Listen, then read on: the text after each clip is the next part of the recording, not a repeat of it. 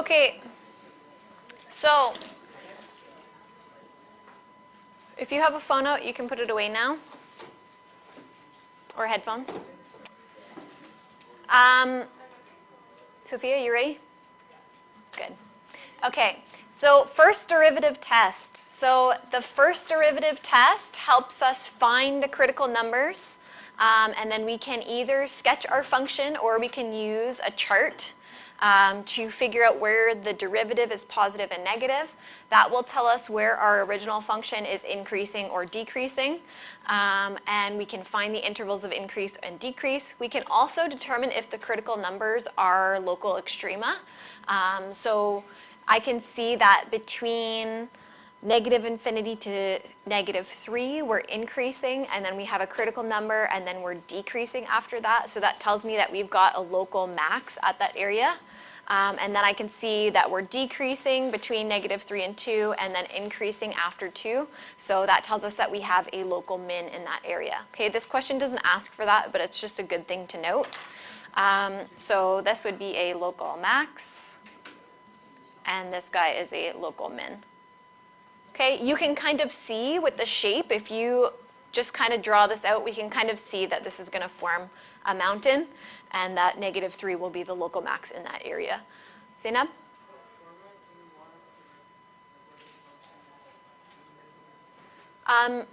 You can choose whatever you feel most comfortable with. I know that your homework had kind of like inequality notation, so if you want to use that one, you can, or if you feel more comfortable with interval notation, that's fine too. Just choose something you feel confident with. Okay, any questions on this one? Okay. Good. So checking where the first derivative is equal to 0, that is called the first derivative test. It helps us find those critical numbers. So if you see first derivative test, that's kind of what we're talking about, and then we're checking between those critical numbers to see where our function is increasing and decreasing. Okay? All right. Can I scroll?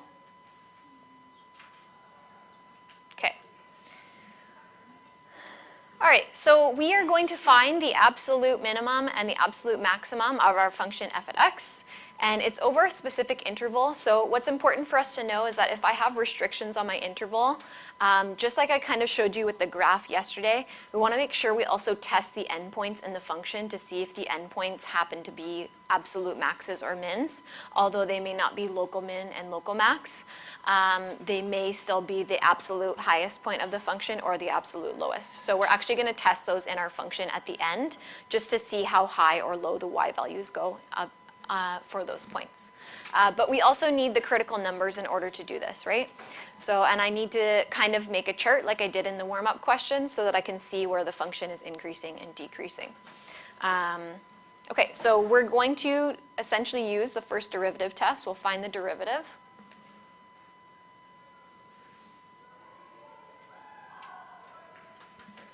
Sophia, do you want to grab that back door for us there? Thanks. Okay, setting it equal to 0. I guess we can just do this. It'll be a difference of squares, so that should be pretty easy.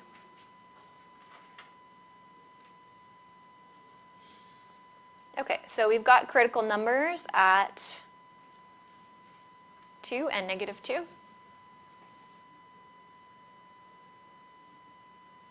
Again, we kind of need to know what's happening around our function in order to decide on whether it's local min or max. So if you feel confident graphing this, I mean, I think we should all be able to graph this quadratic at this point.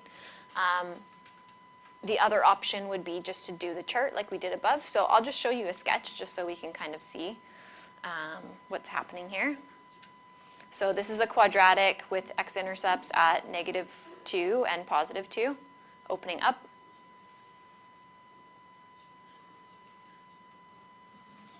Okay, and keep in mind that this is the graph of our derivative. It's not our original graph. So what I'm interested in is where the first derivative is positive, between what intervals it's positive. That tells me where the original function is increasing.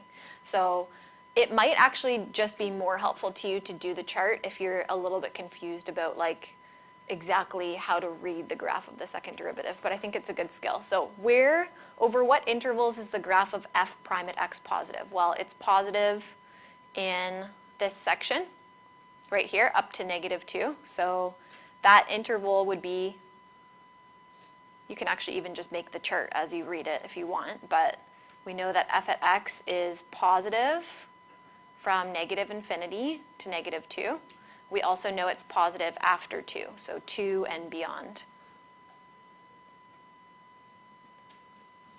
Okay, this tells me that my original function f at x is increasing on these intervals. Okay, and then I know f prime at x is negative between this section right here, so between -2 and +2. And that tells me that my original function f at x is decreasing in that interval. So at -2, I'm changing from increasing to decreasing, right? We can kind of see that. I'm changing from positive to negative, so I'm changing from increasing to decreasing. What does that produce on our graph? If I'm changing from increasing to decreasing, is that a local min or local max? Local max, right? Increasing to decreasing, okay? Just so everyone can see me, increasing to decreasing, that's a curve like this, right? So we have a local max at -2.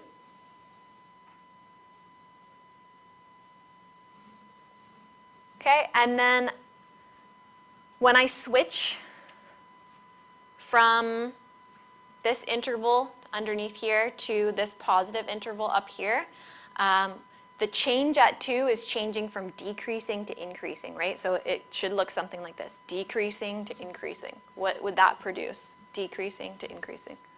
Local min, local max, local min, right? Okay, so we have a local min at +2. Again, if this is a little bit confusing for you to read the graph of the second derivative, I think it's pretty kind of easy to see if we look at this chart where the local maxes and mins are happening. So feel free to just use the chart instead. I just wanted to show you another way that you can do. Okay, so how do I know how high these points go? Well, I need their y-coordinates, right? And I also need to test my endpoints because this graph has some restrictions on it. So it actually has like some solid endpoints. It doesn't continue forever. So I need to test these guys in my function to see what their y values are. I also need to test these guys in my function to see what their y values are so that I can determine what the absolute highest point is and what the absolute lowest point is. Okay, so we just need to quickly calculate. I'm testing them in the original function, not the derivative. We need to calculate these 4 things.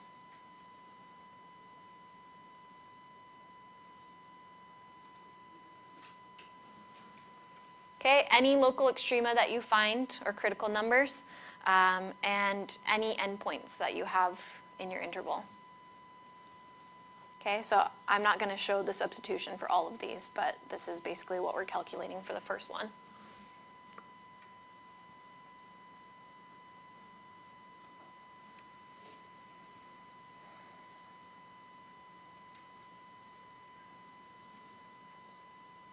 Okay, so what did you guys get for this one? 6? You got that for -3? Okay. Let's get some people calculating out there.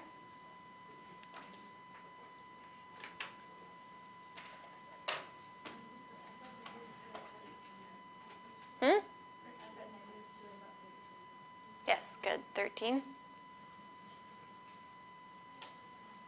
For f of 4, I got 13 as well. Okay.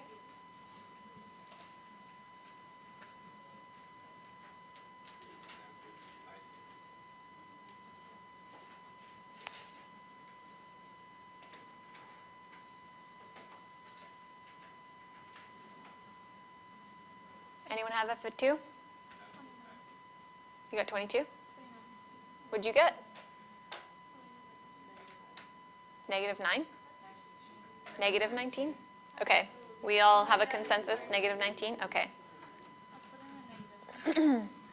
Okay, so I think the absolute min is pretty easy to pick out here. Which one's our absolute min? Yep. Okay, so absolute min happens at the point 2, negative 19. And in this one, we actually have two values that have the same y value. So we actually have two absolute maxes. And they happen at 4, 13 and negative 2, 13. So long as Aiden is confident in his calculation of f at 4. Zainab? So I have to, anytime I have like restrictions on my interval, I have to plug in the endpoints. So if you remember from the graph that we talked about yesterday, we had kind of like a graph like this. Do you remember that? And then we were just kind of picking out points. My endpoints they're not local maxes or local mins, but they could be the absolute highest or lowest points. So we always have to check those endpoints. Confident? Yeah. Okay. Yeah. Good? Okay, so that would be our solution to this question.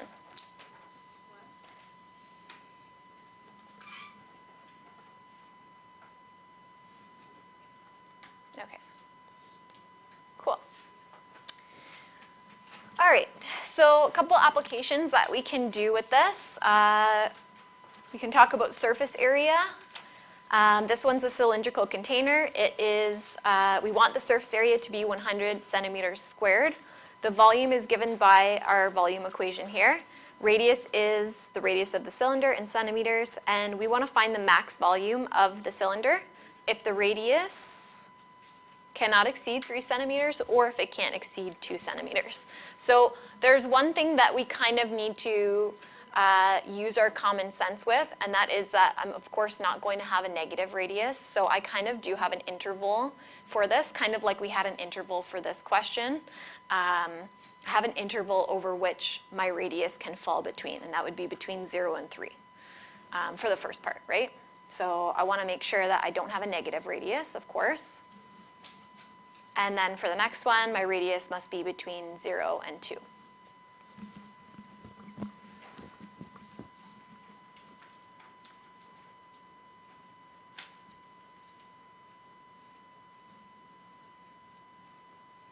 Okay, so we are going to find essentially like local mins and local maxes, right? If I'm looking for the maximum volume, I'm interested in differentiating the volume function. This is going to be with respect to r. Remember that pi is just a number, right? So sometimes we think about pi and it looks kind of like a variable, but just remember it's just a regular number, right? So we're going to find volume prime.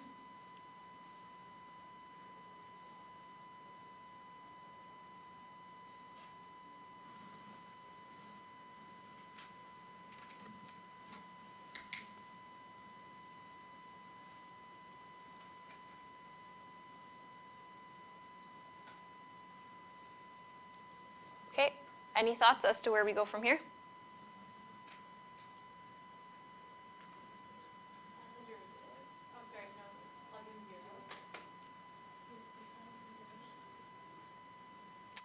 Mark?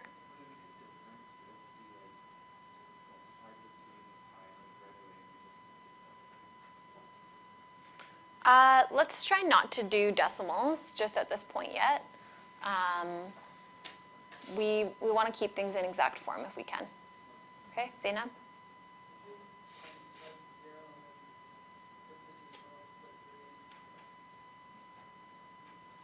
Okay, so, well, let's just start with this.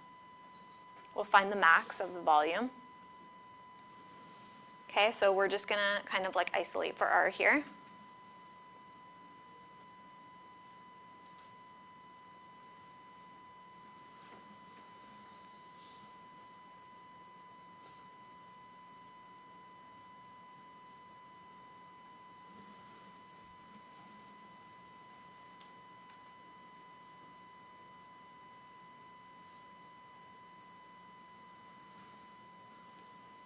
Okay, let's actually just calculate this point.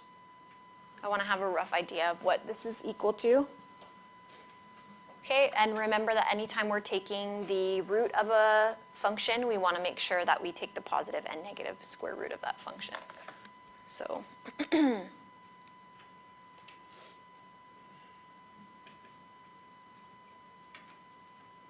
calculators. Exactly? Okay. Or does it have repeating decimals? Okay. So we'll say 2.303, you said? What's after the second 3? Okay. I got 7.23. Okay, we got 7.23 out there. Okay, let's try again. I think it's maybe in degrees. Shouldn't matter. I'm in degree. Oh, yeah. Shouldn't matter. Just want to make sure that we get the right one. Okay, we've got a couple 2.3s. Check my last year's solutions. Yeah, I got 2.3 as well. Okay, so it should be 2.3. Check, make sure your brackets are around the right things. Oops. Okay, so we'll say approximately 2.3.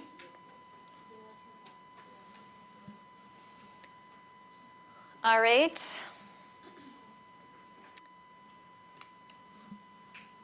So,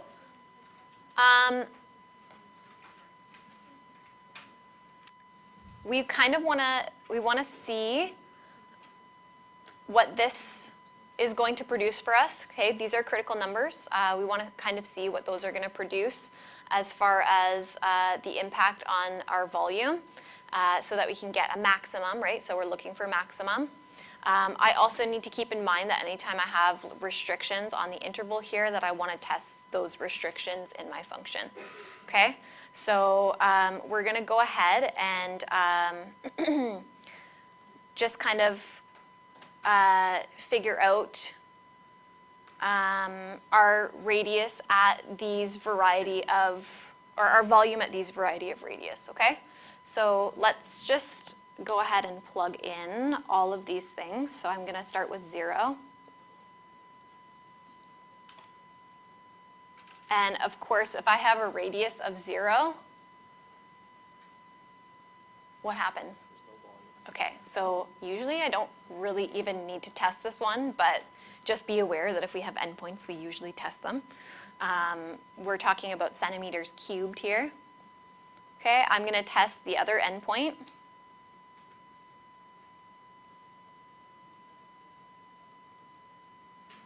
So could we say v of 0 for Just because it's not in function notation, we probably wouldn't do that. So you can just show that you're subbing it in on the right-hand side. Is that v or v prime? We're plugging into v.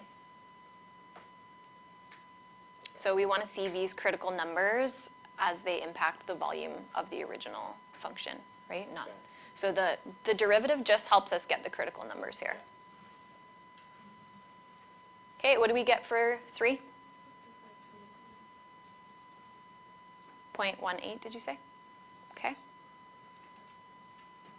Okay, we are also going to test 2.3. I do not need to test negative 2.3. Why not? Yeah, negative radius. Yeah.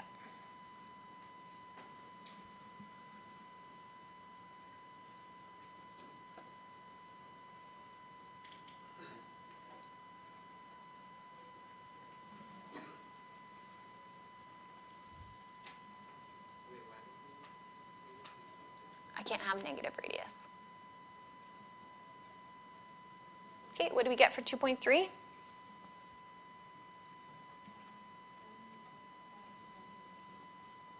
7.8, did you say? Okay, great. Centimeters cubed. So for part A, these are the 3 things that I'm testing. Of course, we know if radius is 0, then I really don't have a cylinder. So of course, that one doesn't really make sense for us. We might think that a radius of 3 would produce the biggest volume, but based on our formula here and the surface area having to be 100 centimeters squared, it's actually maximized when my radius is 2.3. So this is going to be our max volume with a radius of 2.3 for part A. Now part B gives us a restriction of 2 as the maximum that we can have that radius of our cylinder to be. So actually the critical point that I found in part A of positive 2.3 is now outside of that radius. So we've already tested volume at 0. We know, of course, that's not going to be a maximum. So for part B, if my radius is restricted between 0 and 2, I'm actually just evaluating the last point that I have there, which is V at 2. Or not really V at 2, but volume at a radius of 2. And that's going to be my max volume. No, it's not a critical point. You can test it if you want, but it's not going to be higher than 2.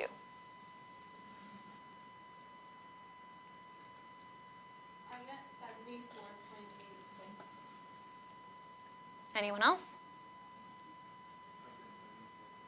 Great. Okay, so there's our max volume if we can't exceed a radius of 2. Good.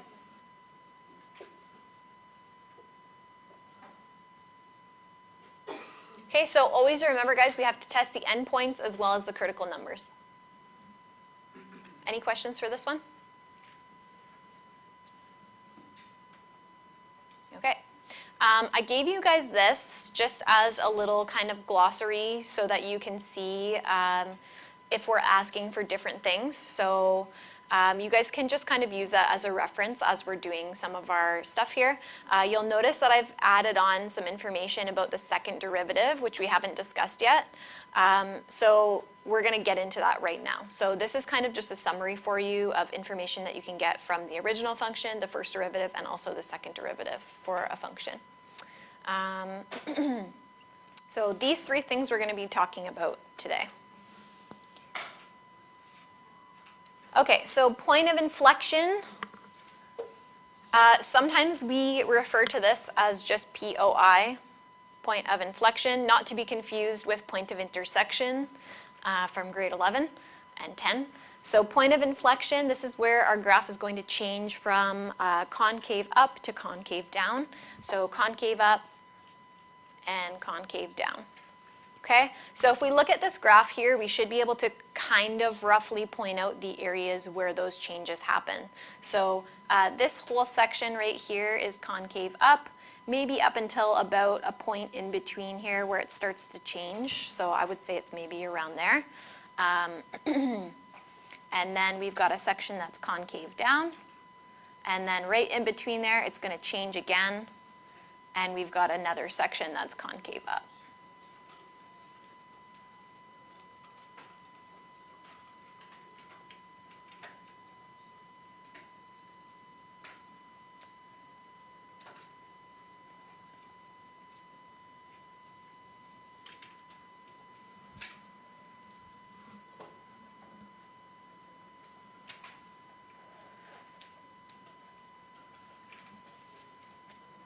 Okay, and this just gives us a nice fuller picture of what's happening with our graph.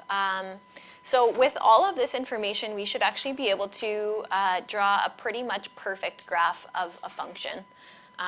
Whereas in grade 12 advanced functions, we were just kind of sketching as best we could with the information about the degree, leading coefficient, and the zeros. But now we have a lot more information that we can add to that graph. So you should know that at these points where we change, from concave up to concave down, the second derivative will be equal to 0 at those locations. And then if my graph is concave up, the second derivative will be positive, or in other words, greater than 0. So in these sections, I have second derivative as positive. And then in the areas that we have concave down, my second derivative will be negative.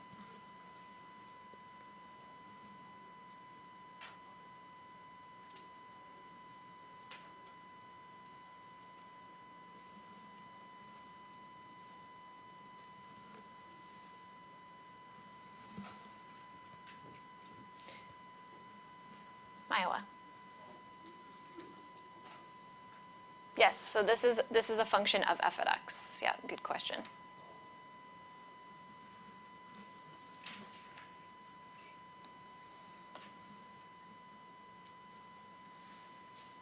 Okay. Good? Question mark?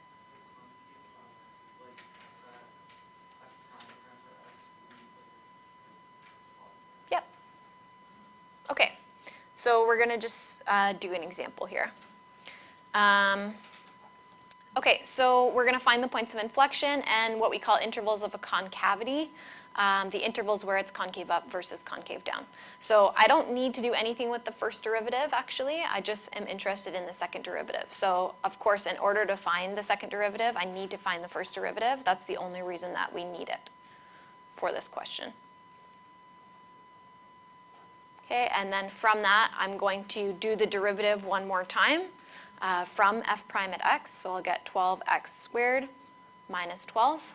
And I'm interested in these points of inflection where my second derivative is going to be equal to 0. So I'm going to set that derivative equal to 0, and then just kind of solve here and find my x's. So these are the x's of the points of inflection. Now, because I'm not actually asked to, or actually I am asked to find the points of inflection, when I say points, I want an xy coordinate. So a quick calculation that we're just going to do to find the actual point of inflection is f at -1 and f at 1. Should be pretty easy. I think we get -11 and -11.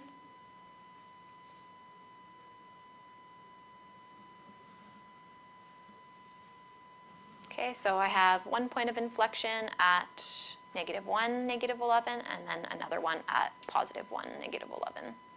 So those are my points. That's the first check.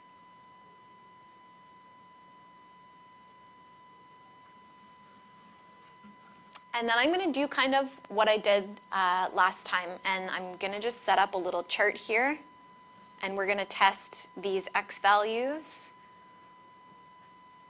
or I guess find test numbers between those x values.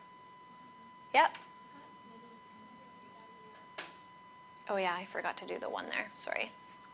Never trust me.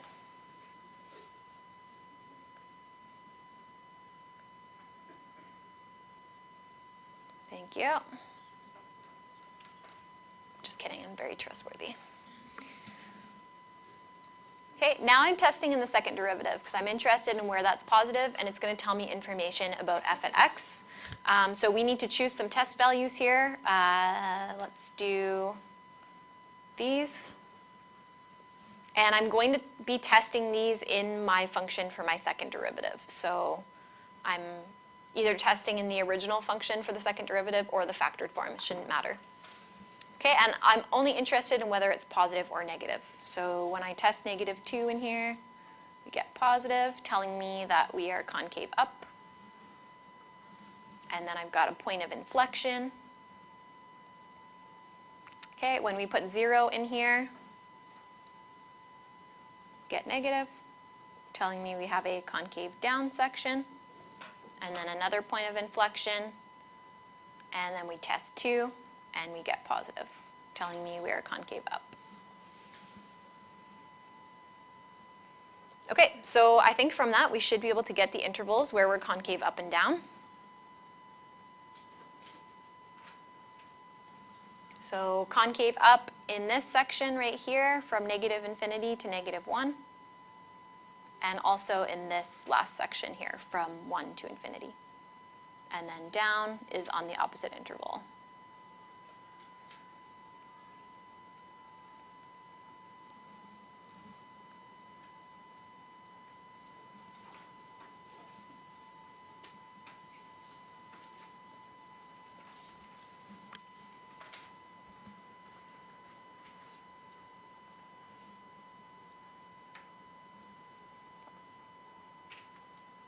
Okay, so that's the second part of our answer, intervals of concavity.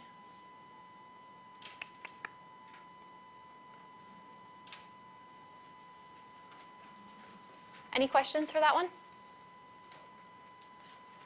Sophia?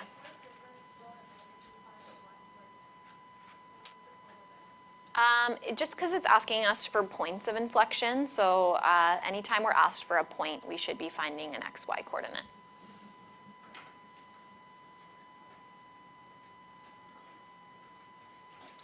Yeah, no problem. Okay.